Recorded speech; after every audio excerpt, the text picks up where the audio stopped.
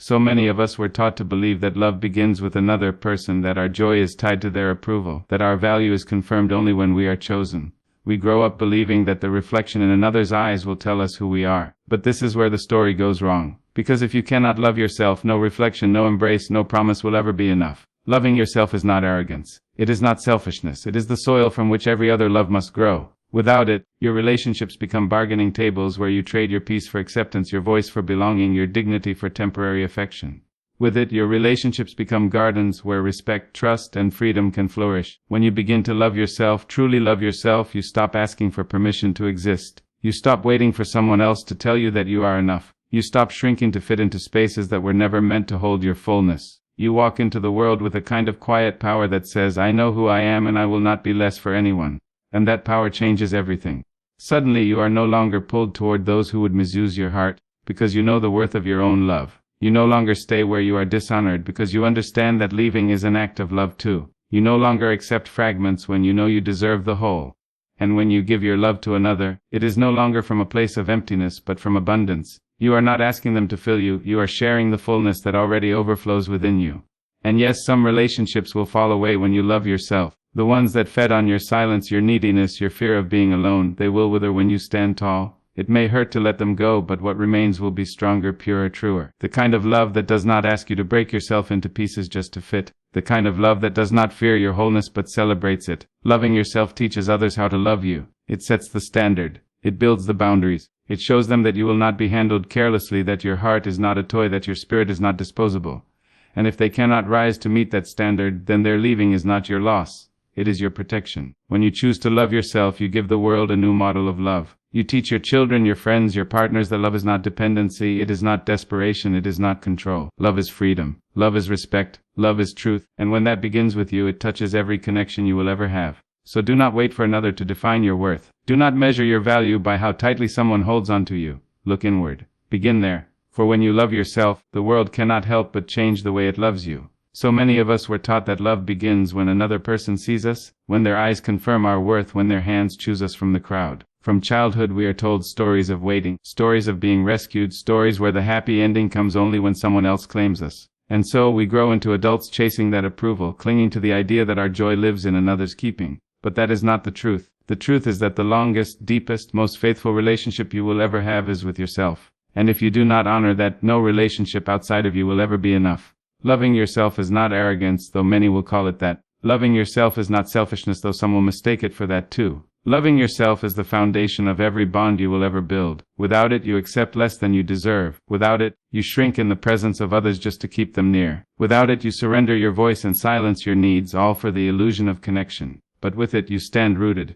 With it, you give freely without fear of being emptied. With it, you walk away from what dishonors you, not because you are unloving, but because you have learned to love yourself enough to leave.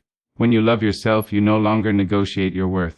You stop waiting for someone else to write the definition of your beauty, your brilliance, your belonging. You stop chasing after those who withhold affection as though your spirit must earn its right to breathe. You no longer measure your life by who chooses you, who praises you, who stays. Instead, you measure it by how deeply you honor your own heart, how tenderly you speak to your own soul, how bravely you carry your own truth. And the moment you begin to love yourself, your relationships shift. The people who once fed on your insecurities will find no meal. The ones who counted on your silence will hear your voice rise strong. The ones who mistook your desperation for devotion will no longer know how to hold you. Some will leave, some will resist, but the ones who remain will be those who respect your wholeness, who rejoice in your boundaries, who love you not because you diminish yourself but because you refuse to. Loving yourself teaches the world how to love you. It sets the standard, it builds the boundary. It declares that kindness is not optional, that respect is not negotiable, that truth is not too much to ask, and if someone cannot meet you there, their absence is not your loss. Their absence is your liberation. Loving yourself changes how you give love. No longer is it a plea to be filled. No longer is it an offering of all you have in the hope of being seen. It is no longer a desperate trade of your peace for their attention. When you love yourself, your love is abundance. It overflows. It shares, but it never begs. It holds another's hand without losing its grip on your own. It lifts another without lowering you. It celebrates another's presence, but it does not collapse at their leaving.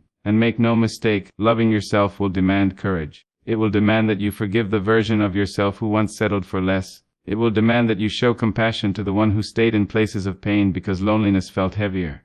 It will demand that you look at your scars without shame, that you see your wounds as proof of survival, not as evidence of weakness. To love yourself is to embrace every chapter, beautiful or broken, as part of the story that made you. When you choose to love yourself, you begin to glow differently. You carry yourself with dignity, not arrogance. You smile more easily, not because someone else gave you a reason, but because you created joy for yourself. You stand taller not because the world has always applauded you, but because you have learned to applaud yourself. And that glow changes everything. It changes how people see you, it changes how they treat you, it changes what you will and will not allow into your life. And yes, there will be days when the old voices call back to you. Days when you hear the echo of not enough, when you feel the weight of loneliness, when you wonder if loving yourself is too difficult a task.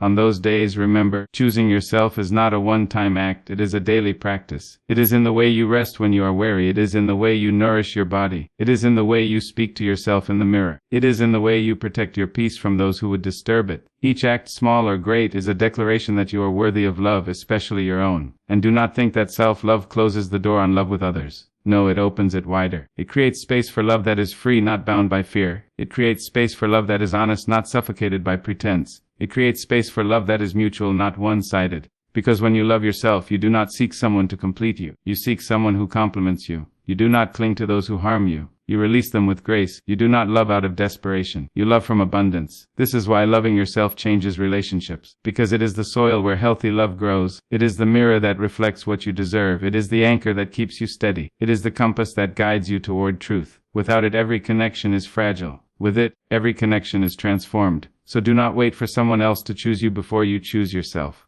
Do not wait for someone else to honor you before you honor yourself. Begin within. For when you love yourself, you teach the world how to love you, and you change not only your life but every life that touches yours. There is a kind of magic that happens when you decide to love yourself. At first it feels strange, as if you are learning a language you were never taught. The words of kindness taste unfamiliar on your tongue. The gentleness you offer your own spirit feels awkward, even uncomfortable. For so long you have spoken to yourself in the harsh dialect of doubt, in the sharp tones of criticism, in the cold silence of neglect, and when you begin to replace those words with love, your whole being does not quite know how to respond. But keep speaking, keep practicing. For the soul, like the body, learns through repetition. And in time, you will find that the voice of compassion grows louder than the voice of condemnation. This shift is subtle at first. It may appear in the way you pause before accepting less than you deserve. It may show in the way you stop apologizing for your existence, for your laughter, for your tears. It may reveal itself in the way you look at your reflection, not as a battlefield of flaws but as a canvas of survival and beauty. These moments might seem small, but they are not. They are revolutions disguised as whispers. And as you practice, the world around you begins to rearrange itself. The people who once took advantage of your silence find they can no longer manipulate your voice. The ones who offered you crumbs of affection discover that you will no longer starve for them. The relationships built on your fear of abandonment crumble because that fear no longer governs you. Instead, you stand rooted in a new truth, that your love for yourself is stronger than your fear of being alone. There will be resistance. Some will not celebrate this transformation. They were comfortable with the old version of you, the one who bent to keep the peace, who sacrificed their needs to keep the connection, who tolerated disrespect to avoid loneliness. That version of you served them well, but it starved you. And when you rise, when you love yourself, when you begin to demand the respect you always deserved, they will call you difficult. They will call you changed. They will say you are not the person you used to be. And they will be right. You are not. You are more. It is not your duty to make yourself small for the comfort of others. It is not your responsibility to shrink your joy so that others feel taller beside you. It is not your purpose to bend until you break for those who cannot honor your wholeness. Your purpose is to stand fully in yourself, to live fully in your truth, to love yourself so fiercely that you become unshakable in the face of rejection.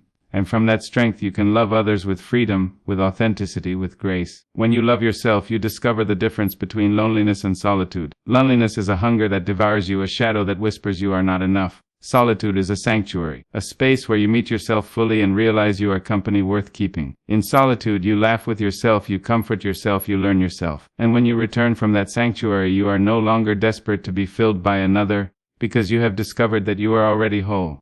And in this wholeness your relationships blossom differently.